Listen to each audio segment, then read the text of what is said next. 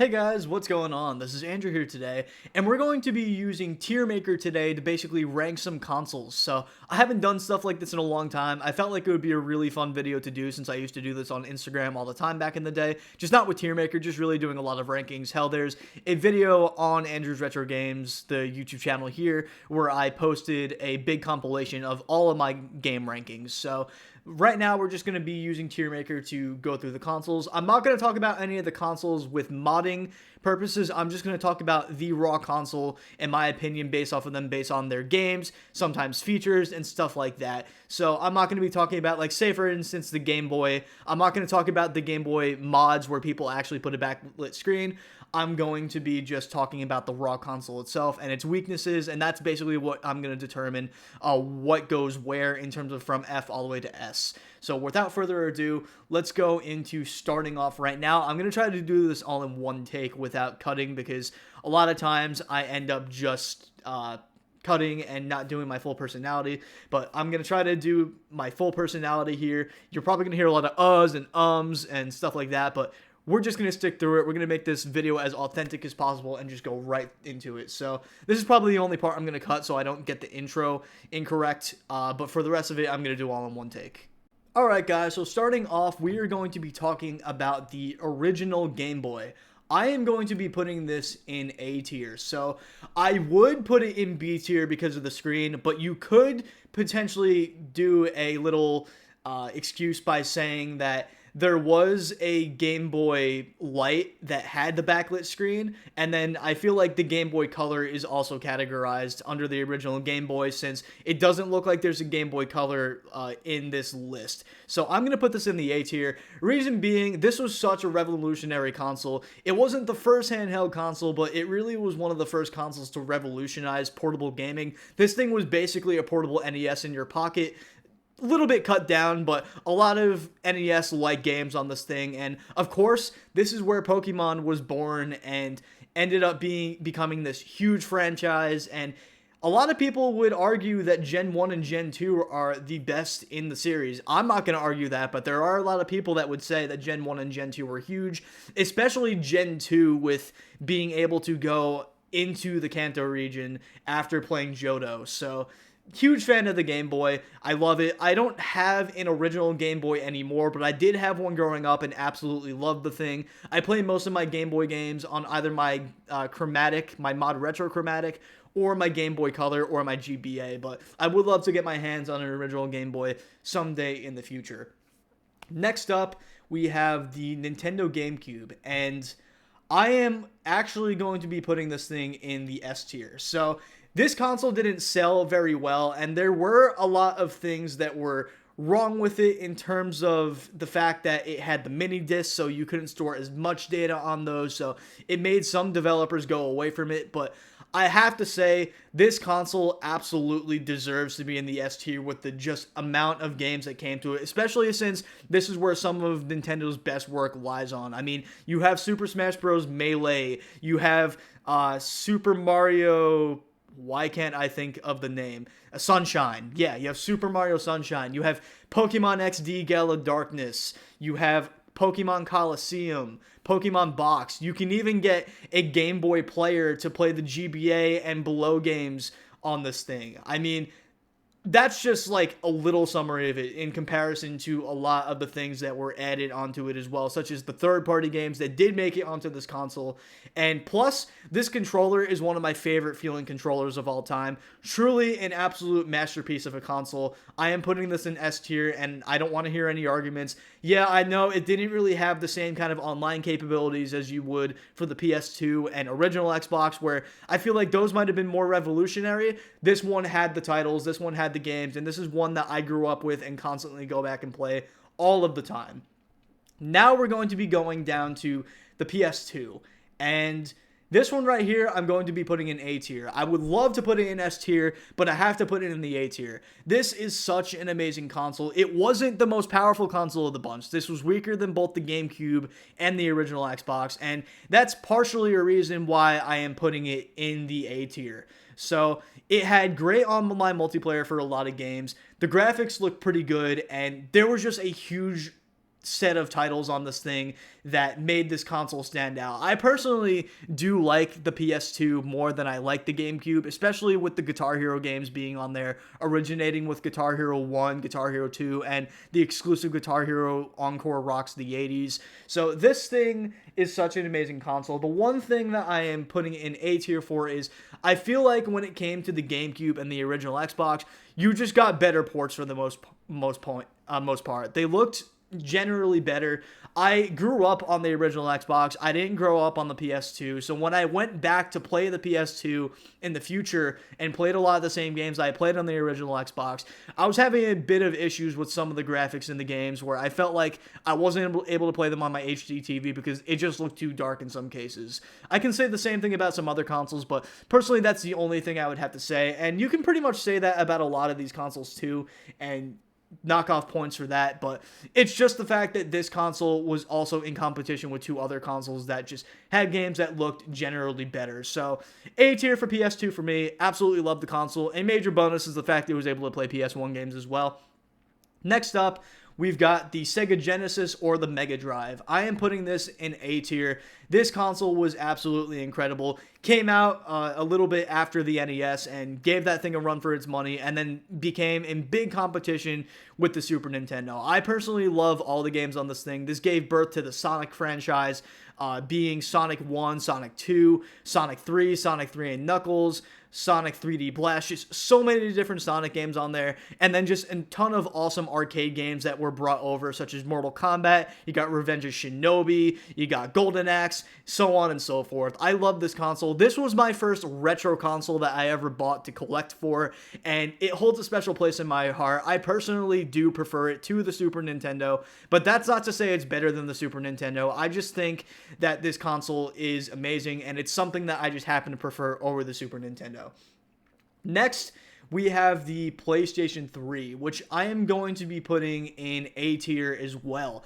Personally, I think this has a lot of great exclusives such as Infamous, you have the Ratchet & Clank franchise, you have Uncharted, you have The Last of Us, you have just so many different games on here, plus some amazing third parties. The reason I can't put this thing in the S tier is because of just the way that it had a lot of messy ports on the thing. If you had the Xbox 360 and PS3, you would notice that a lot of the third-party games would run better on the Xbox 360. And that's not because the Xbox 360 was more powerful. That is because the PS3 had the cell processor, which was a pain in the ass to develop for, and therefore made a lot of ports run like garbage on this thing. So that's one of the unfortunate things. I remember playing GTA 4 on this thing after playing GTA 4 on 360 and just going, what the hell? This runs like garbage. And same for a lot of other games, but truly this had free online multiplayer. You didn't have to pay for a subscription like you have to do these days for PlayStation Plus on PS4 and PS5, or even on like Xbox 360 where you had to pay for Xbox Live. So this thing was an amazing console, had some amazing exclusives and amazing third-party games that you got between 360 and PS3. Truly an amazing generation of consoles, and of course my favorite franchise, Guitar Hero, being on here, not being the definitive way to play it, but still an awesome console nonetheless, and something that I go back and seriously I play like basically every single week. So something I had to put in the A tier. I would have maybe dropped it in B tier due to the original PlayStation model getting the yellow light, but we're going to talk about that pretty soon, going with the Xbox 360 somewhere down the line. But next up, we got Super Nintendo, and I'm putting you back in the A tier as well. So far, we're off to a really good start with these games. So with these game consoles, we're off to a really good start here, just being in the high tiers. Super Nintendo, same story as the Sega Genesis. I love the games on this thing that came out. Personally, my Mario games are the ones I always go back to. I go back to the Star Fox game, being such a revolutionary game. I love the fact that this thing was able to natively run Doom. Absolutely powerful console, definitely more powerful than the Sega Genesis in some ways, and you got to see that with some of the ports that actually got added onto this thing, which I thought were super cool. And although I prefer the Sega Genesis to the Super Nintendo, I have to say that this is definitely one of the best consoles that ever came out, and it 100% gave the Genesis a run for its money and then ended up beating it in sales. So absolutely revolutionary console. Love this thing. And although I just got a Super Nintendo recently, I did grow up with the Super Nintendo as a kid and personally ended up loving the thing a lot. So I think this one right here is one of the TurboGrafx handhelds, which is based off of the TurboGrafx 16, or it is a portable TurboGrafx 16, but I never owned the TurboGrafx 16, so unfortunately, I really can't put it in any tier. That's just the unfortunate thing. I never owned a TurboGrafx 16, not even the mini, and especially not this handheld, which goes for a lot of money. Now, I can't tell what this thing is right here, but I'm almost positive it's the Nintendo Switch because this list was updated in 2020.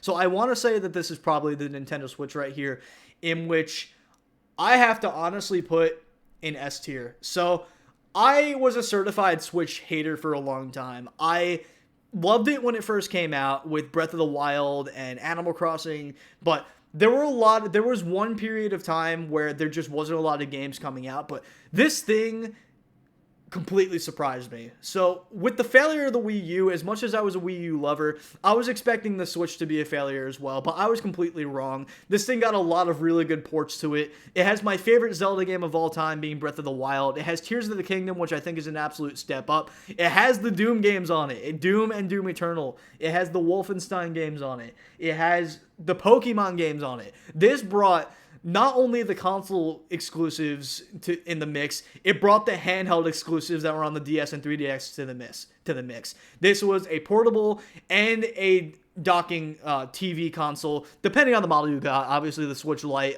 you couldn't dock, but this brought the handheld market and the console market into one, making such an amazing console. And where the online was a little bit messy, and it still is a bit messy, I have to say, this thing has been an amazing console and truly has been up there as one of my favorite consoles of all times. I absolutely have to give it an S tier. I really can't say anything else. This thing deserves the S tier more than anything.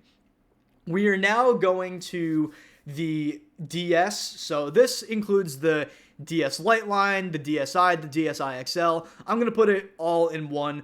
This wasn't really a big step up from the GBA to me. Sure, it got 3D games and played a lot of N64 titles on the go, which was pretty cool, but it wasn't that big of a step up to me from the GBA, especially in talk of the Pokemon games, other than Pokemon Black and White, which looked a bit more. So for the first time, I'm going to be putting this console in the B tier. It just had a lot of shovelware. What I do really love about this console, and I'm going to be saying this a decent amount of times, you just don't get those side games anymore. Like, what I'm talking about is if Tomb Raider Legend came out on Xbox, you're not getting that portable version of Tomb Raider Legend on the Nintendo Switch anymore. You got those portable games on the DS. Sometimes it was a terrible game. Sometimes it was better than the original. It just depended on what developer was working on what and how much work they wanted to put into the game. So I will say this could have been an A tier because of the Pokemon games, considering that this had a lot of awesome games on there. I mean, if you had the DS Lite, you were able to play the Gen 3 games on there with the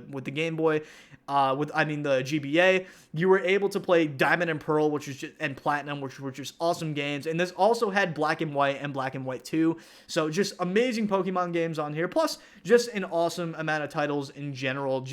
There were a lot of shovelware. I wouldn't put this in A tier just because I feel like it could have been a lot better. I feel like consoles like the PSP definitely had better ports than a console like the DS, and we'll be talking about that later because that was the console that was pretty much in competition with it throughout the generation. So next up we have the 3DS, and I'm going to say the same exact thing. I'm going to put it in the exact same tier as the DS and the DSi series and whatever you want to classify in there.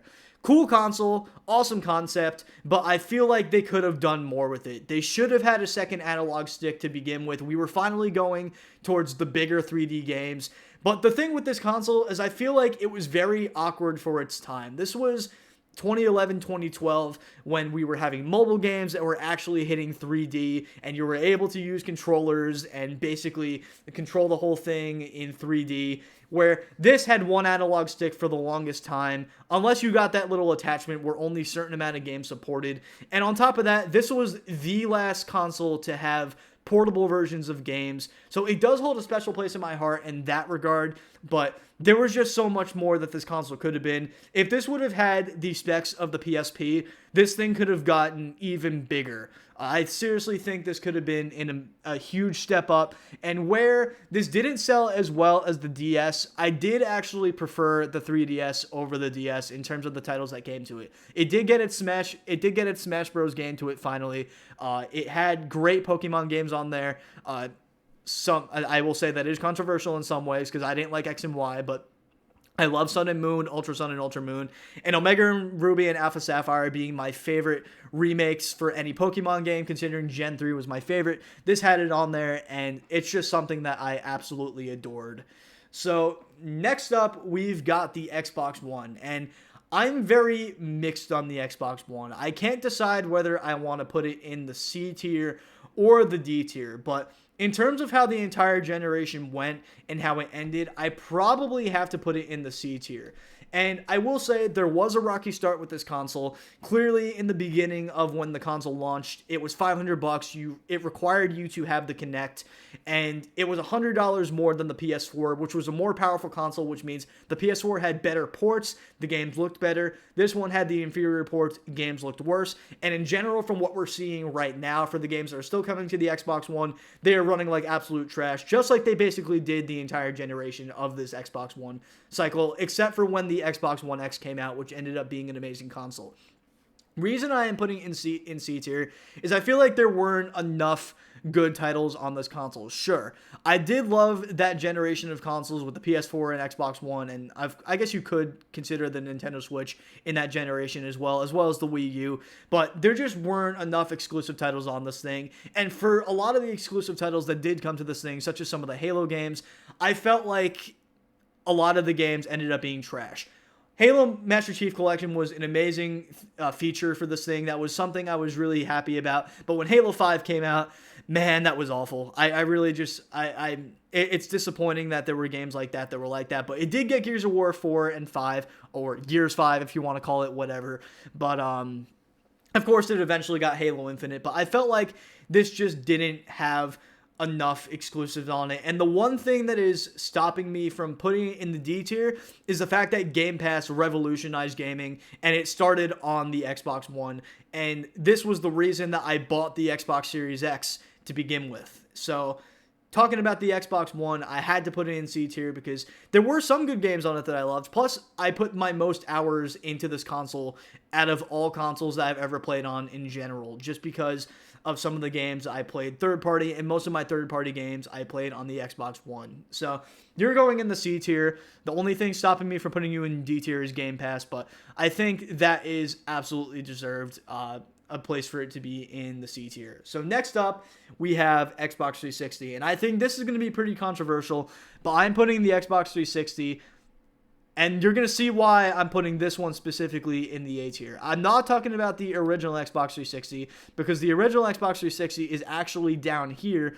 I'm talking about the Xbox 360 Slim and above, those models, because I'm not talking about the Red Ring of Death. And while we're doing that, we might as well put the original Xbox 360 in F tier, because this thing had an over 50% failure rate, even to this day, when it came to consoles, with the Red Ring of Death. But when talking about the actual Xbox 360 itself, this was an absolute banger of a console. This had the best ports of the entire generation coming to it, and even though it wasn't the most powerful console, it was easier to develop for. This came after the original Xbox, after Microsoft just dipped their toes into the gaming industry other than PC gaming. This was probably Xbox's best console, unless the Series X ends up becoming better down the line. This has to be the best Xbox console in my opinion. It had some of the best peripherals for it, had some of the best games on it, some of the best exclusives, and of course, this is where the best Call of Duty games were, where the best GTA games were. Also, you had a decent amount of backwards compatible titles for the original Xbox, so those came over and ran even better. You had plenty of just amazing third-party games like the Battlefield series, and I'm kind of drawing a blank right now for some reason, but this is where online multiplayer really came to be. So obviously original Xbox, PS2, and GameCube had online multiplayer, same with the Dreamcast, but this is where it got revolutionized with party chat, with chat and online multiplayer, with just playing with your friends, getting achievements, gamer score, stuff like that, which led the way for trophies. this just revolutionized gaming in such a big way, and I think this is a reason why a lot of people don't consider it a retro game console, because it still feels like a new console these days. It doesn't feel outdated. The ports and games on it still play great and look great, and where some games don't run great all the time, there were still amazing games that hold up and feel like they could be modern games if you just made the graphics look a little better. But ultimately an amazing console where some of the best games of all time came out on. And of course, the Guitar Hero franchise, this was the best way to play the Guitar Hero franchise, since this had the best port of basically every single one of the games, maybe outside of Guitar Hero 2, but having the best looking and best playing Guitar Hero games as well, which is where my bias really comes in. But this has to be up there. I feel like this deserves an S tier. And where you had to pay for Xbox Live, you can argue this can be an A tier because of that. I feel like this 100% deserved its S tier. So we're going now down to the original Xbox, which I'm going to be putting in the same tier as PS2, because where I would love to put this in the S tier, it was Xbox's first console, and they had a lot to learn. This had some amazing games on it, such as the Halo franchise. It had some amazing ports, and it was the best way to play a lot of these ports since it was the most powerful console of that generation. But there was still a lot to do, and there were a lot of third-party developers that ignored it since it was such a new console. It did end up beating the GameCube, but it didn't even get close to beating the PS2, which was the reason it didn't get as many games as the PS2, and a lot of titles launched later on this thing in comparison to the PS2. Then again, it did launch a year after the PS2, so I've said PS2 a million times. I'm talking about this thing as if I'm comparing it to the PS2, but I really have to put it in the A tier and not the S tier, because there were still some things that Microsoft had to learn. I feel like the controller definitely could have been better in terms of, which is why I think the Xbox 360 deserved the S tier for that controller as well. This had a nice controller, but it could have been better. I think if they had the Xbox 360 controller on this thing, it would have been a lot nicer having the bumpers and the triggers rather than the side buttons on the side for the bumper and the trigger, the white and the black button. But truly an amazing console, something I have played a lot of, and it's the reason I am playing video games today. This is the first console that I ever played. It was my dad's console. He got it around the time I was born, so it was something that I was playing a decent amount of, and is the console that taught me how to play video games. So I have a little bit of a bias towards it. I have to put it in the A tier. Just some amazing games on here, and the best looking games on here in terms of that generation, and online multiplayer, and just a revolutionary console altogether, and made me an Xbox lover the way that I am today. So we are now going to the Atari 2600, and I see a lot of people putting this in the F tier, and I really can't see why. I mean, I understand what they're saying. The games were basic, but at the time they were revolutionary. I mean, this is a game console that was very new and one of the first game consoles to ever be considered a game console. So I'm going to have to put this in the B tier. I feel like for what it was, it did amazing things. It had some revolutionary games on there that I still play all the time. I play Asteroids all the time. I love Space Invaders. I love Pac-Man. I love Pitfall. There's just so many different games on this console that were absolutely revolutionary. Plus, as a bonus, which doesn't really matter, but I love the fact you can use a Sega Genesis on this on this console as well. I feel like it adds to some of the games that feel a little weird on a joystick, but I do love that little joystick feel of an original console. It makes it feel like an arcade, which is basically what this console was aiming for, and I feel like it deserves a B tier. I feel like the games were well enough to where I have to consider it being there, and there's really nothing else I can say about it. This is the only Atari console other than the VCS that I have ever owned. And honestly, if I had to rank the VCS, I'd put it in D tier, honestly, or maybe even in F tier, D tier or F tier, since that console really didn't get much. But the VCS doesn't seem to be in here, so we're just gonna leave that as a note. When I mean the VCS, I mean the more recent Atari VCS all digital console that came out a few years back. But Atari 2600 has to go in B tier. So I'm pretty sure this is either the 5200 or the 7800, but I never owned the console, so I can't really judge it. Same with the Atari Jaguar. I can't judge this one either since I never played the thing and have no knowledge on the thing whatsoever. So I can't really. These are the three consoles right here that I really can't judge at the moment. So I'm just gonna leave those out. Now oh my god, I'm losing my voice. We are getting to the Nintendo Wii. And this one is a tough one for me because I'm not really sure where to put it, so I'm just going to talk about it first.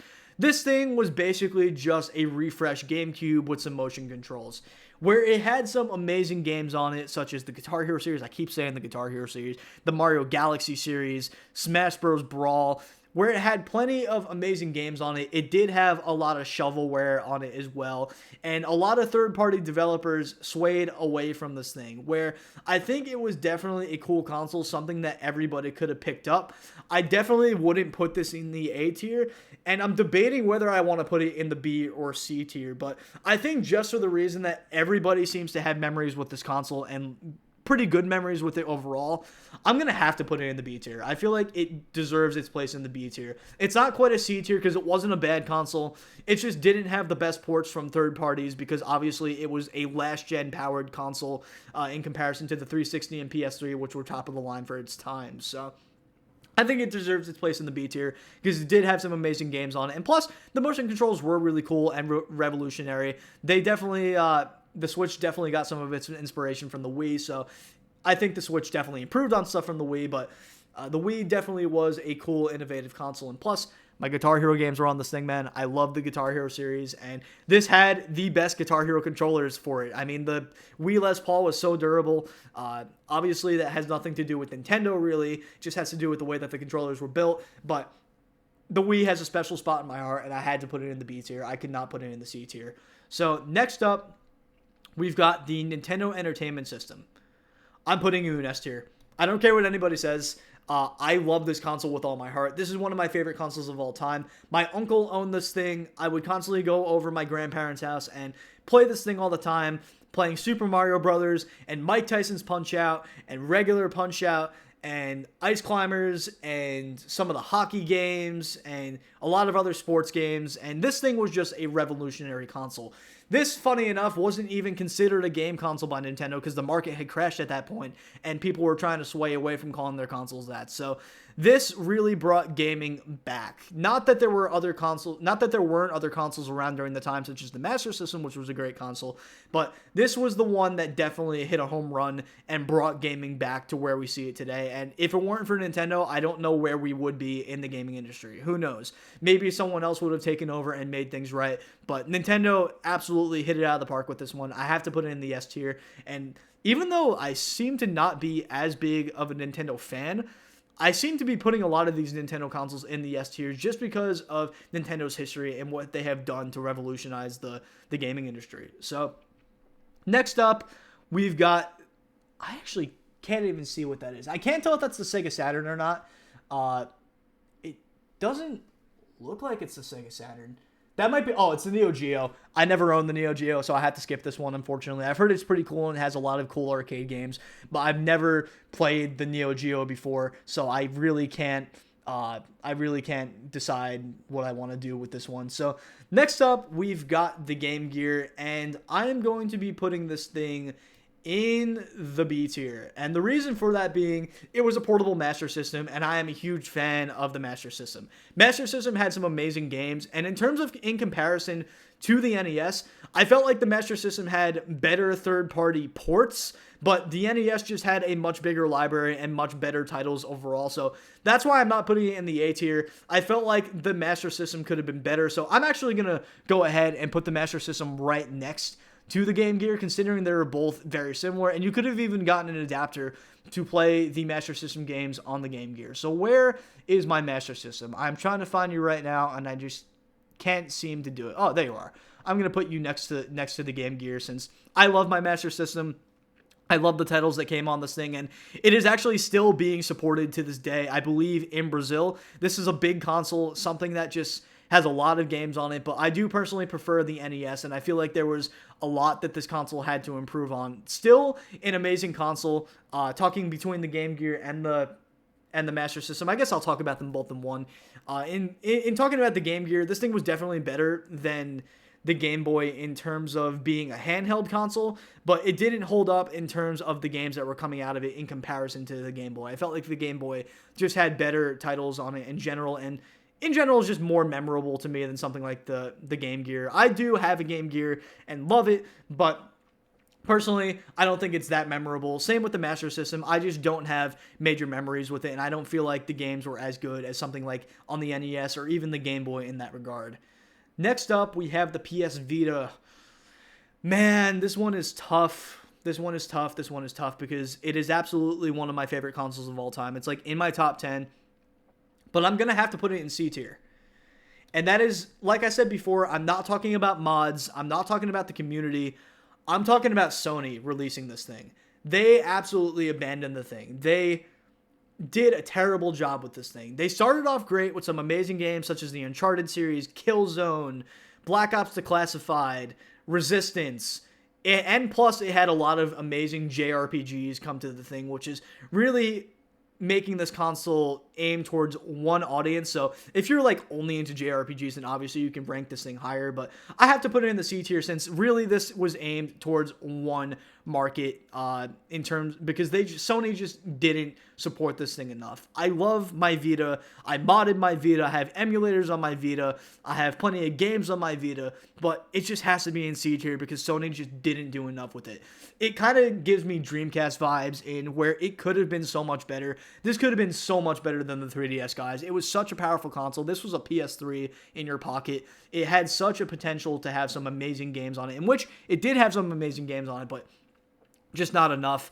Not enough to justify putting it in B or A tier, so very sad to say. And I couldn't put it in D tier because truly it was a glorious console, but it just, due to the fact it didn't get supported very well, I had to put it in the C tier. But there is a big community around the PS Vita, and if you're a modder and like to mod your consoles and like to get interactive with people that are doing the homebrew stuff, this is absolutely a console that you were going to have to go for. It's such an amazing one, and where I put it in C tier here, in terms of if we were talking about the modding scene and the community, this would have to go in either A or S tier just because of that. But due to it being just in the category that I'm talking about, where I'm not talking about modding and the community behind it, I have to put it in C tier. So next up, we have the Sega Dreamcast. Speaking of the Sega Dreamcast, we just talked about the Sega Dreamcast. I am going to be putting you in the B tier. Now, you guys are going to say I'm pretty hypocritical for that, considering that I just put the Vita in C tier. But even though this console was out for a very short amount of time and didn't get supported very much by Sega, it did get supported third-party wise and had a lot of amazing games on it. It truly did have quite a library in comparison to the PS Vita. I think this thing deserves a B tier. I would love to put it in A tier considering of how many amazing games did come to this thing, but it just wasn't supported for long enough. This thing is one of those things where people consider it the original Xbox, considering Microsoft did work on the online for this thing, the online connectivity for this thing. This was considered the Xbox before Xbox was a thing, and it had such a potential. If the original Xbox never came out, who knows? Maybe Sega could have kept going, and this thing would have truly been my favorite console of all time. But it just didn't get supported enough by Sega, just because they ended up dropping out of the console market extremely early on. So, mega disappointment. Very upset about it, that it ended up not getting supported. But like I said about the Vita, it has an amazing community, and one day when I'm done with my game dev degree or when I'm doing side projects during my game development study, I'm going to be making homebrew games for this thing because I love the Dreamcast. It's an amazing looking system, and if you compare this to like the PlayStation 1 and the N64 during its time when it was getting games, this was the definitive way to play a lot of those games. And I'm going to talk about this a lot when we get to the N64 and PlayStation 1. A lot of those games looked heavily pixelated on those older consoles, but when you put them on the Dreamcast, they truly looked amazing, especially if you had an adapter to either hook it up to HDMI or have an adapter to use a VGA box. This thing truly shined in terms of how it looked, but going in B tier because it just wasn't supported enough and didn't go on for long enough. But it did get a lot of support, I think up to 2008 in terms of native games that were coming to the thing.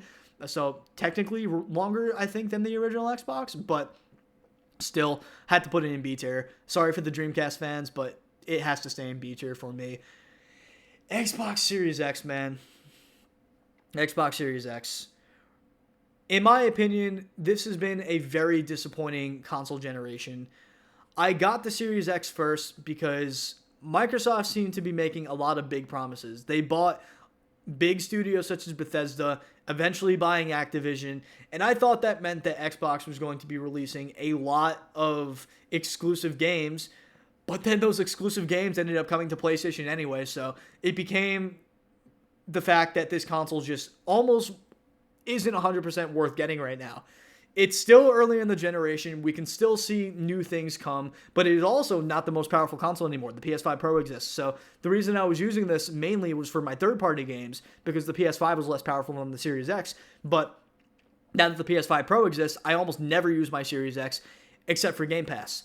The only thing that is stopping me from putting this in the F tier is Game Pass because it's super worth it since you can play a lot of games on there, a lot of huge games, and plus the Microsoft exclusive games that do come out, despite the fact that they're coming across multiple consoles now, you can still play them on day one through Game Pass. And where I hate to use Game Pass as an excuse for this thing, it truly is the reason to get an Xbox Series X, and truly my only reason to get an Xbox Series X.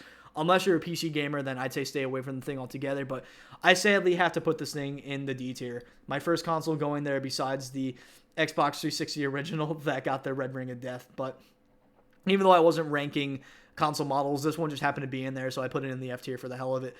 Next up, we have Nintendo 64. So I am putting you... God, this is tough.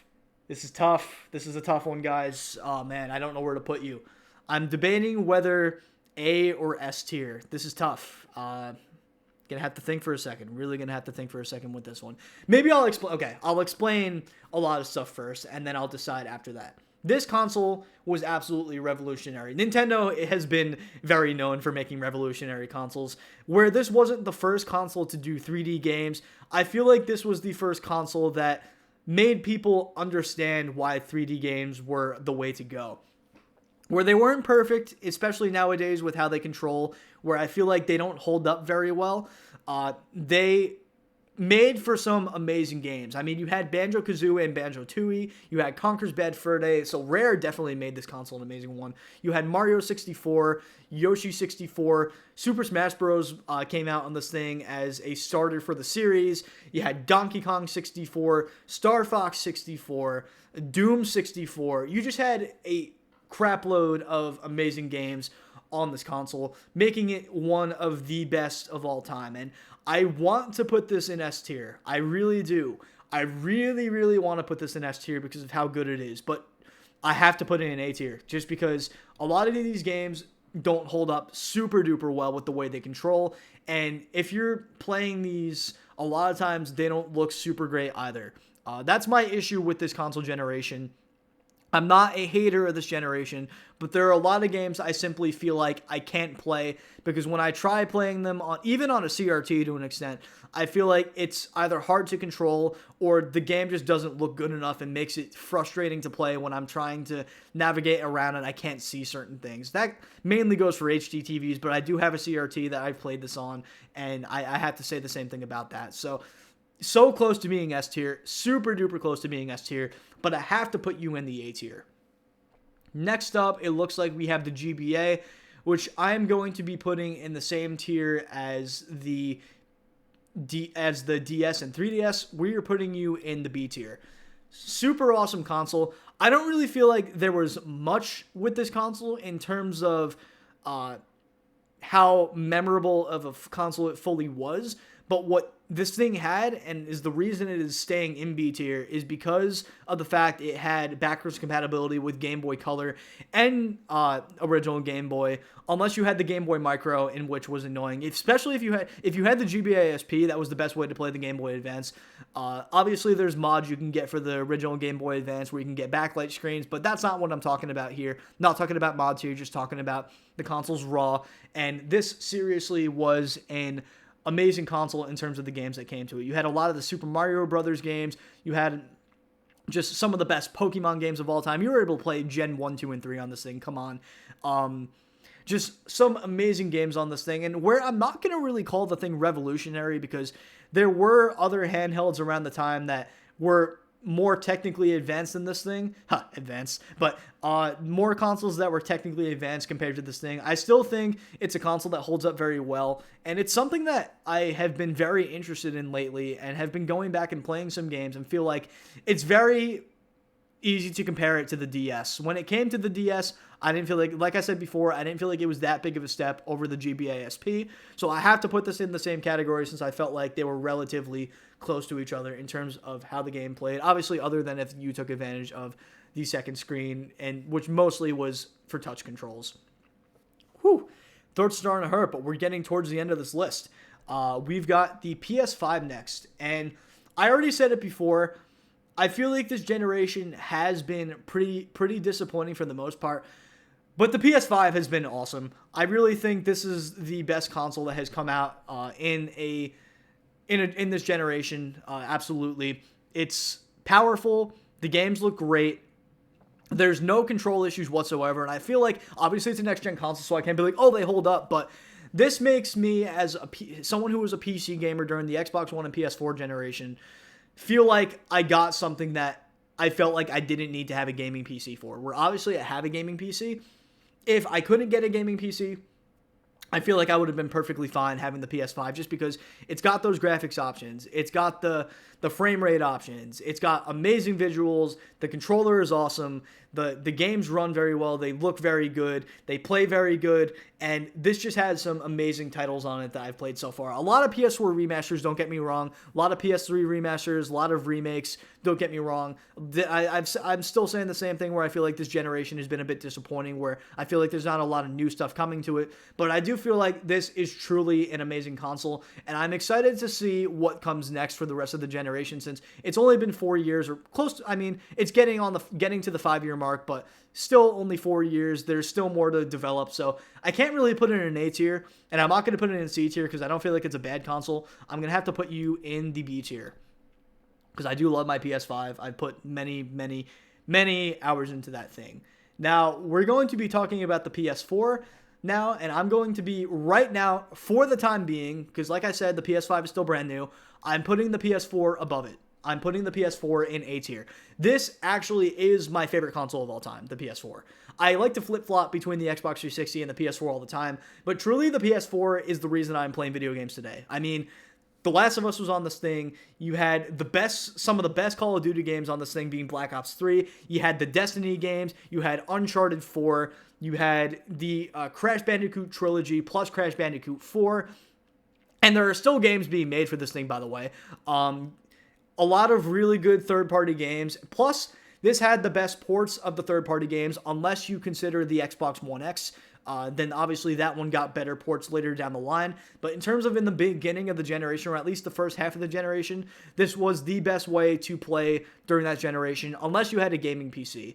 The only thing stopping me from putting this in the S tier is just it wasn't a powerful console by any means. Even when the console came out, it still was behind PC gaming by a decent margin, to the point where you were able to build a gaming PC for around the same price of this thing and get similar performance, which is really not what a console should be, in my opinion. I feel like if you're getting a gaming console, especially when it first launches, this thing should be a budget-friendly thing and be able to compare to some of the high-end PC stuff. Not be obviously at the same level, but be comparable at the very least. I felt like the PS4 in that regard, the games didn't run very well, even though they did look much better than not much better, but better than Xbox One games.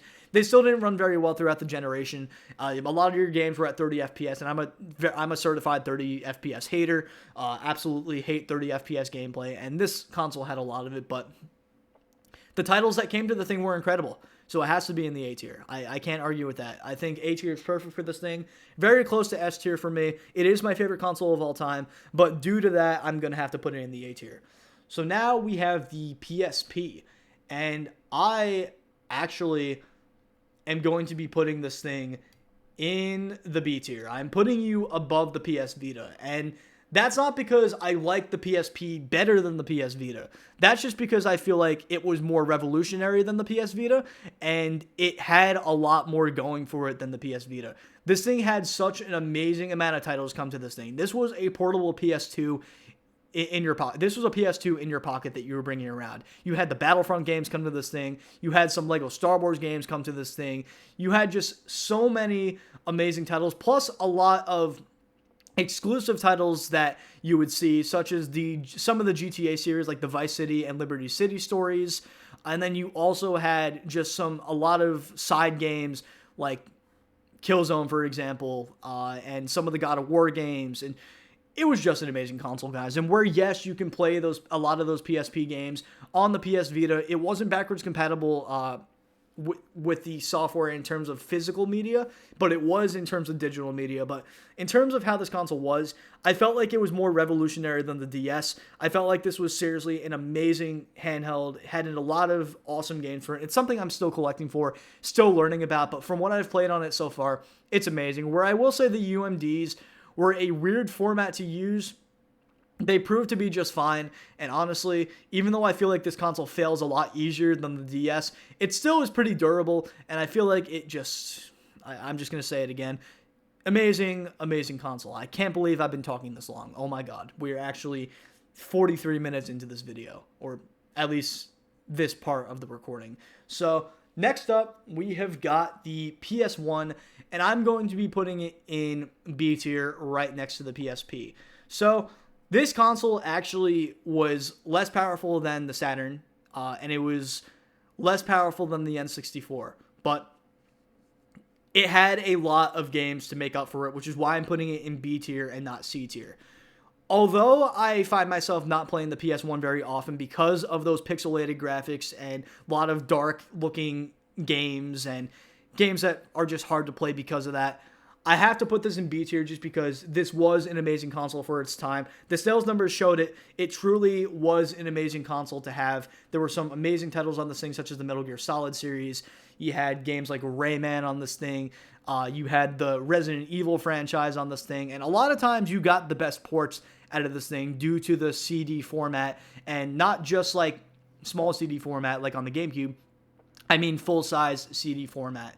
So absolutely loved my PS1. I still play my PS1 here and there. It's not something I play all the time. I won't say I'm a PS1 hater, but I will have to say there's a lot of games on this console that I feel like I can't play just because of the way that they hold up today. So not a console that holds up super well, which is why I'm putting it in the B tier, but otherwise, for a lot of the games that did come to this thing, I also forgot to mention Tony Hawk's Pro Skater, which I can't believe I did.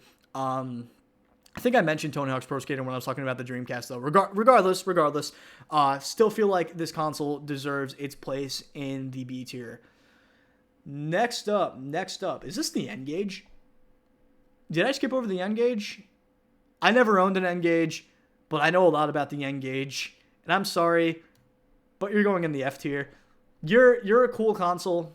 Don't get me wrong. I was talking about the GBA not being the most revolutionary console at the time. That's because the N-Gage was around and had some 3D games on it, but this thing got like no games. It got like no support, and it was expensive, and it was awkward to control. It was just weird, and the way to play the games, you had to take the back off where the batteries were and put the thing in. It's just a mess of a console in my opinion. Something that was super weird. Had some interesting games on it, but truly a strange console, something that I don't know why they thought was a good idea, but hey, they tried. It wasn't that awful, but I will say it's awful and belongs in the F tier.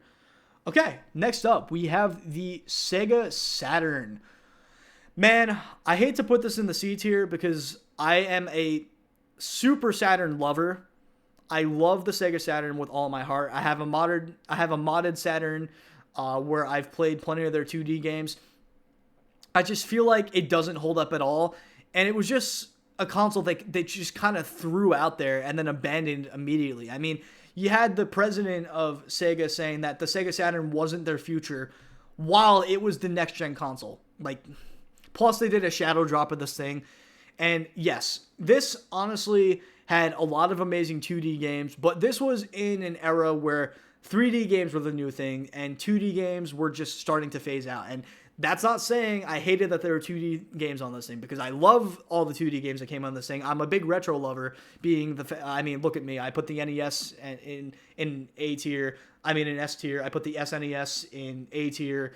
I put the Sega Genesis in A tier. I love those 2D games, but I feel like it just wasn't revolutionary enough. The other consoles, such as the PS1 and the N64, were much better choices. Plus, this thing was more expensive than the PS1. If you remember that E3 event where they announced it at $399, and then Sony came out and said $299, and then walked off the stage. perfect execution to sell that console. So I'm going to put my Sega Saturn. I hate to put you there because I love you. You're an amazing console, but I'm putting you in the C tier. Next up, TurboGrafx 16 I never owned. I think I already said I didn't own this thing, so I don't think I talked about it. So I also never owned the Game & Watch. I never owned this. I never owned this. I never owned this. I never owned this. I never owned this. I never owned this. Last, but definitely not least, the Nintendo Wii U. Now, this is another controversial take. Super, super controversial. And a lot of you are going to disagree with me on this one. But I'm putting you in the A tier. Now, obviously, this was an extreme fail for Nintendo in terms of sales. But because third parties weren't coming to this thing, this forced Nintendo to be on their A game with games they were releasing on this thing. I am a huge Wii U collector, and where games are starting to get expensive for this thing, it's truly had such an amazing exclusive lineup. I'm talking Splatoon, I'm talking an amazing Smash Brothers game, I'm talking about Xenoblade Chronicles X, I'm talking Zelda remakes that looked incredible on this thing, Super Mario 3D World, which eventually got a port to the Switch, some of the Donkey Kong Country games. I'm not even going to mention the Sonic games because those ones suck. But just an amazing amount of games on this console. And Nintendo seriously did give it their A game this generation. Obviously, they released a weird console, and it didn't catch eye to the public, and it wasn't powerful, and it didn't hold up to the Xbox One and the PS4 in terms of just graphics and third parties, because this thing truly just got abandoned by third parties, which is why I praise the Switch for bringing the third parties back. Only thing stopping me from putting this in S tier is the fact that it was not a powerful console and didn't hold up to the next gen consoles of the Xbox One and PS4, and there were better choices at the time. But the exclusive lineups, the exclusive games on here truly made the console. Wow, I'm really losing my voice here towards the end of this video. Thank God we're at the end. But Wii U, an absolute amazing console for me. It was initially my brother's, and then he didn't play the thing, and he ended up getting a gaming PC, so he gave the Wii U to me, and I ended up falling in love with it. I started off as a Wii U hater, and then became a huge Wii U lover. And one day, if I do some homebrew stuff, I'm going to be doing homebrew on the Wii U, because it was such an amazing console, and I would love to take advantage of the dual screen feature and kind of do something big, and maybe one day it'll happen. So that is all of the consoles ranked. I believe there probably was something missing in this list, probably, but in terms of the consoles that I didn't know about, I just decided to leave them out and not even talk about them, since there would be a bias and there'd be no reason to talk about it. So this is my final list. We've got GameCube, Switch, Xbox 360, and NES in S tier. We've got Game Boy, PS2, Sega Genesis, PS3, Super Nintendo, original Xbox, N64, PS4, and Wii U in A tier. We've got DS, 3DS, Atari 2600, Wii, Game Gear, Master System, Dreamcast, GBA, PS5, PSP, and PS1 in B tier. We've got Xbox One, PS Vita, and Sega Saturn in C tier, Series X in D tier, and the original Xbox 360, which this one was kind of just for a joke, because we have one in S tier and one in F tier, and then just the N-Gage being in F tier. So, guys, I hope you enjoyed this video. If you have any opinions yourself, be nice in the comment section. Just be nice. You don't have to agree with me, but be nice to each other in the comment section. That's all I'm gonna say. Because obviously we can agree to disagree and not have to have it be a full-blown battle, a full-blown battlefield. But I enjoyed making this video. I had this idea while I was in class today, since I finished my projects while I was programming, and figured that I would have fun just doing tier lists. So making a video off of it was pretty cool, and I might do more of these. Maybe I'll do one for the Guitar Hero series, even though I've technically ranked the Guitar Hero series before on this channel, but not in terms of F all the way to S tier. So thank you guys for watching this video. I will see you all in the next one.